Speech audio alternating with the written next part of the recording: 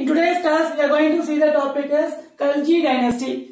Jalaluddin established the Khalji dynasty during 1290. He started the Khalji dynasty. He defeated the Balban. Okay, Ghiyasuddin Balban, and he established the Khalji dynasty. Jalaluddin. So Jalaluddin established the Khalji dynasty, and Jalaluddin nephew Alaluddin is the governor of Kara. So Jalaluddin nephew Alaluddin is the governor of Kara. Okay, is the governor of Kara. So during this period, they organized many military campaign. One significant military expedition was against the Deccan kingdom Devagiri. So Alaluddin, after defeating the Yadava king Ramachandra, plundered the city and returned with a huge wealth. Alaluddin treacherously killed Jalaluddin after buying off the prominent nobles. In that wealth, he brought more nobles and he killed Jalaluddin. Alaluddin killed Jalaluddin and he became the command the wealth had brought from the Deccan and declared himself as the Sultan of Delhi 1296. Alaluddin became the Sultan of Delhi 1296. He killed Jalaluddin. Okay. So Alaluddin Khalji started the dynasty 1296 to 1316. So Alaluddin Khalji consolidated the Delhi Sultanate. The range of his conquest was impressive. The Punjab against the Mongol in Rajasthan and Gujarat. With his northern frontier secure, he sent his chief lieutenant Malik Kafur into the southern parts, who took even the distant Madurai in 1330. Okay. So next one is Sheikh of Chittor. Sheikh of Chittor. Okay. So Alaluddin defeated the Chittor, tried to defeat the Chittor. In that people, they followed the Javagar system. So what is the meaning of Javagar? Means any kingdom, if they are defeated, means the men will come out of the fort and during the battle they will die, and the women, they can die in funeral pyre. The system is called as Javagar system. So when Alaluddin tried to capture the Chittor, in that time men came out of the fort and died in battle, and women, the self-immolation in that funeral pyre is called as Javagar system. And Alaluddin died in 1316. Finally, Alaluddin died in 1316. The failure of his successor to retain power. After Alaluddin, the successor's power's failure and led to the cease of the power of Ghiyasuddin Tughlaq. After death of Alaluddin, Ghiyasuddin Tughlaq, and they established the Tughlaq dynasty. Next one is they established the Tughlaq dynasty. Alaluddin died in 1316. The failure of the successor to retain power led to the seizure of the power of Ghiyasuddin Tughlaq. He founded the Tughlaq dynasty. So Tughlaq dynasty 1320 to 1324. One of the major tasks of Ghiyasuddin as the Sultan was to recover the territories that the Sultanate had lost during the turmoil following the death of Alaluddin. So Ghiyasuddin Tughlaq, the ruler of Tughlaq dynasty, founder is Ghiyasuddin Tughlaq. So founder is Ghiyasuddin Tughlaq. He sent his son Jana Khan. Okay, sent his son Jana Khan to capture the territories, and he fight against the Warangal. Jana Khan defeated the Pradabhatra of Warangal returned with rich booty. So with the Warangal and returned with a rich booty, with his looted wealth, Ghiyasuddin is said to have laid the foundation of the city Tuklabad near Delhi, and ascended the throne with the title Muhammad bin Tughlaq in 1325. Okay, so Muhammad bin Tughlaq, who is called as Muhammad bin Tughlaq? Jana Khan. So Jana Khan called as Muhammad bin Tughlaq. So Muhammad bin Tughlaq was a learned man, yet he was a person of cruelty. Alauddin has conquered, looted, and left the old ruling families as his dependent. But in contrast, Muhammad bin Tughlaq dreamed of making the whole of the subcontinent as domain. So what is the dream means? He want to make a subcontinent as domain. So with his capital from Delhi to center of the kingdom, namely Devagiri. So Muhammad bin Tughlaq, the capital is Devagiri, and also changed name is Daulatabad. When Muhammad bin Tughlaq self decided that the move was mistake. Okay, from Delhi they moved to the Daulatabad.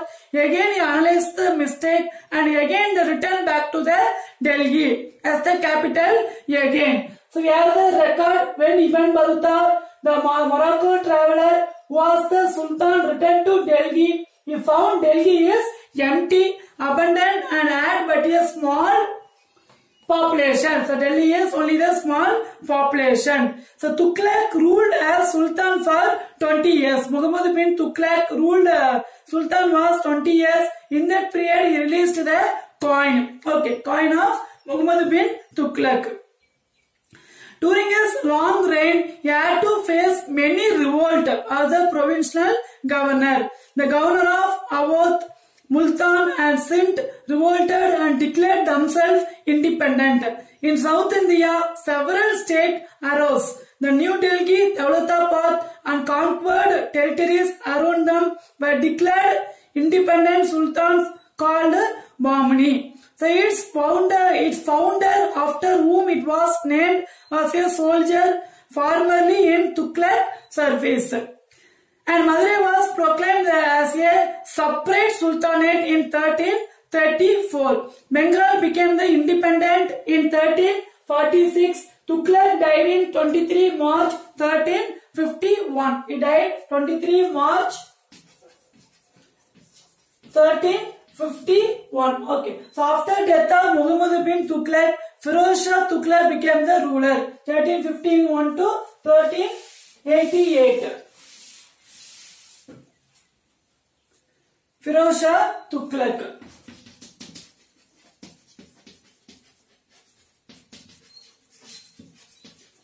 So Firoz Shah Tughlaq 1351 to 1388. 1351 to 1388, he became the ruler of Tughlaq dynasty. Tughlaq dynasty. Okay.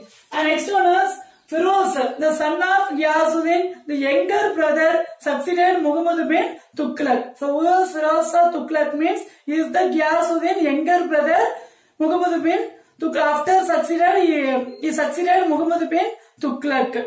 Okay.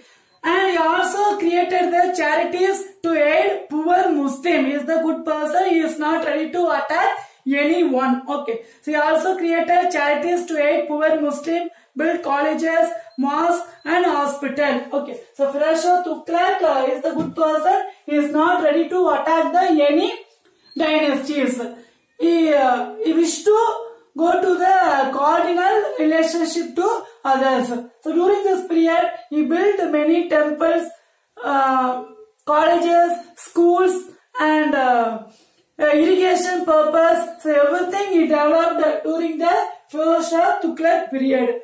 So despite adopting the peaceful approach and taking effort to originate the Sultanate well, but he had to spend his last days unhappiness. Because his own son Muhammad Khan revolted against him and Firoz Shah died in September 1388 at the age of 83. Died in 1388 at the age of 83. Okay, one son killed Firoz Shah Tughlaq. Next one is time Timur invention 1398. Timur invention 1398. After death of Firoz Shah Tughlaq, next after 10 years after, Timur started the invention in India. So in that period, as the ruler of region around Samarkand in Central Asia, he is the ruler of Samarkand in Central Asia. And Timur had occupied some part in northwest of India. Taking this advantage of India's weakness, he entered India in December 1398 and plundered Delhi. So Delhi city was the province that suffered most of Timur raid. Okay. So during the Timur raid, the Delhi was suffered lot. So Timur, apart from carrying huge wealth in the form of gold, silver, jewel, also taking along Indian artisans like carpenter and masons to work on monuments in Samarkand. So during the Timur invention in India, where he ruled Samarkand. So during the period of Timur invention, he got the many artisans, masons from India, and they worked in Samarkand, Central Asia. He is the ruler of, Central Asia. So he got the person from India and take them to Central Asia. Next one is Sayyid dynasty.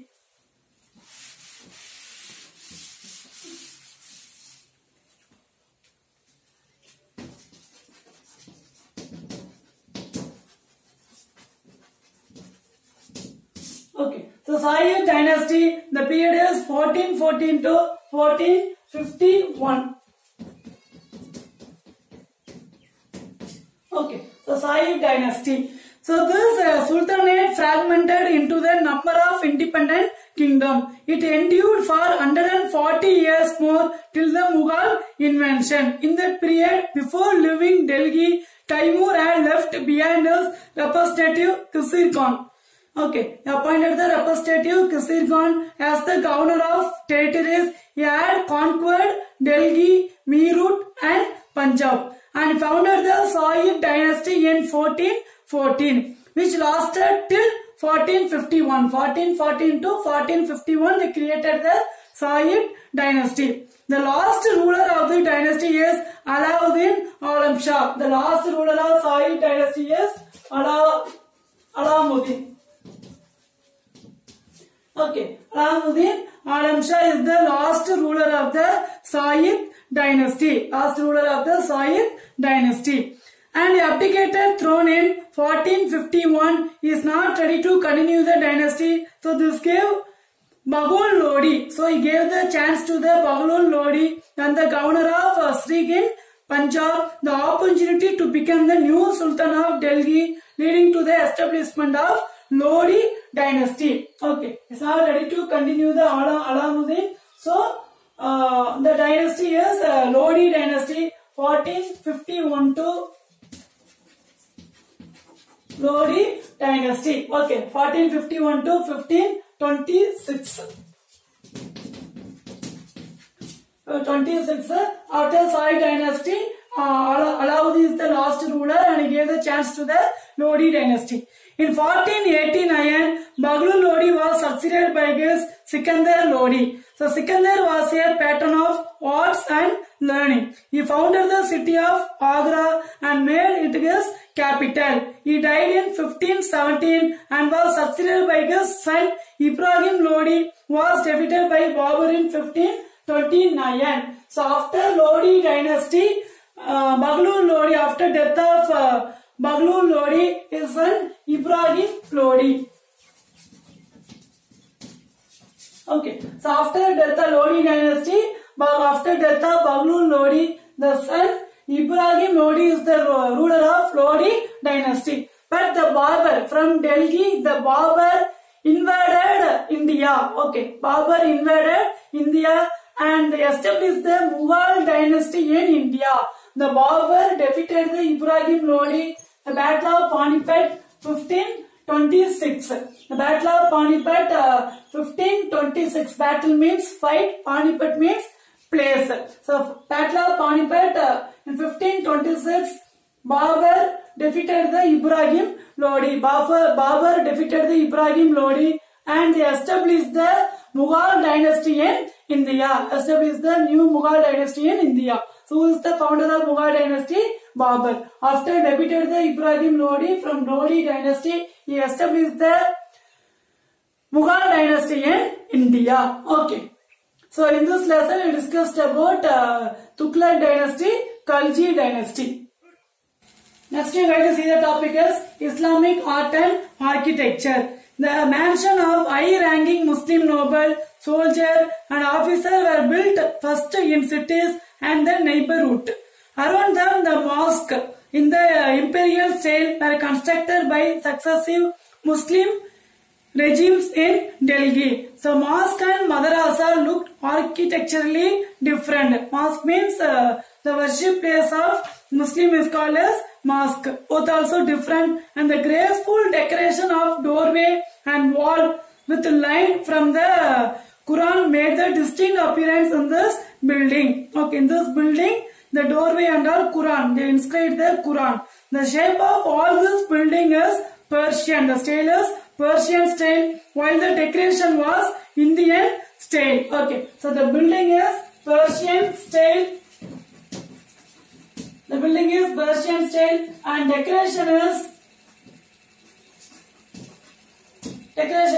Muslim style. Okay, so the building is Persian style and decoration is Indian style. So it is called the Indo-Saracenic architecture because Persian is this decoration. The building is Persian style and decoration is Indian style. So it is called as Indo-Saracenic architecture. The example of this architecture is Qutub Minar, Alal Darbar Shah, Quwatul Islam Masjid, Modi Masjid, the tomb of Iltutmish Balban and the fort of Daulatabad and Firshabad were all constructed in this architecture. So this Islamic, the Quran doorways, so all the decoration is Persian style and the decorated building is Indian style. So both it's called as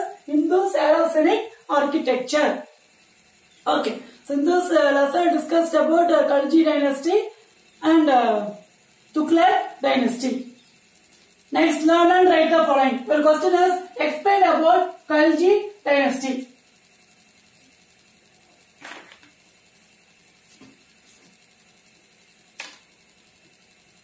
Next, learn and write the following. Your question is explain about Khalji dynasty. Next question is write in detail about Tughlaq dynasty. I hope you understood this session very well.